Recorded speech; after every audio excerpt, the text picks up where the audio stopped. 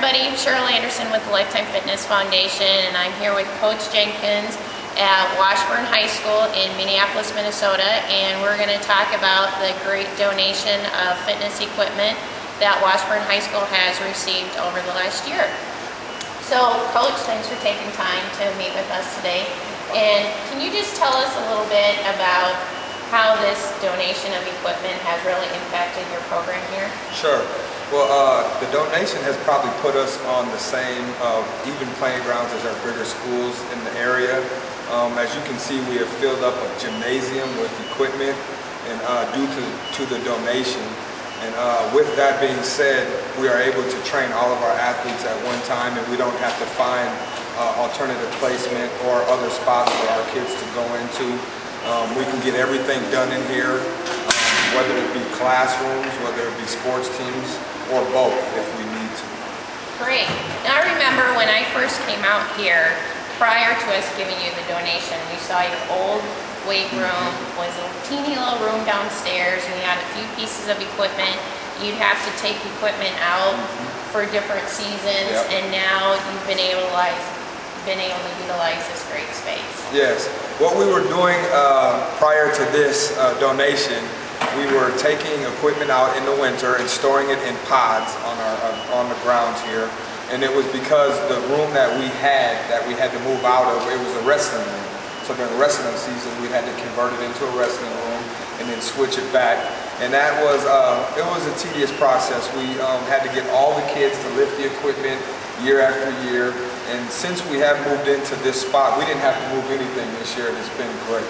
So thanks to Lifetime for that, because this donation has allowed our administration to see how much that we are in need of an area of this size. Great. And how have you noticed any? You mentioned what the donation has been able to do for your athletic programs. Have you noticed a peak interest of kids who traditionally are not involved in your athletics, and just have they decided to get involved in just day-to-day fitness programs? Yes, we've had every day after school we have about 15 to 20 kids that are not athletes that come into the weight room and utilize the weight room and the strength training facility as like a health club.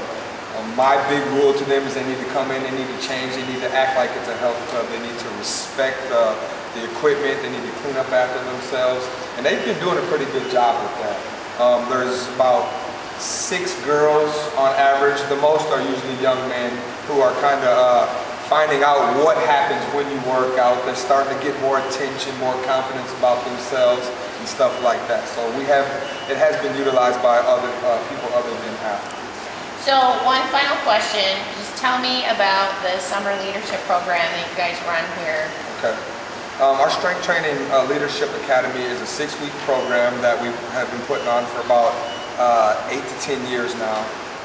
In the city, we've always wanted our kids to be leaders, but we've figured out that everybody doesn't come from the same household, the same background. So we took it upon ourselves to come up with a curriculum that we can develop leaders. And what we've noticed is that our kids really they take to it, and they start correcting their own mistakes, and they start holding each other accountable.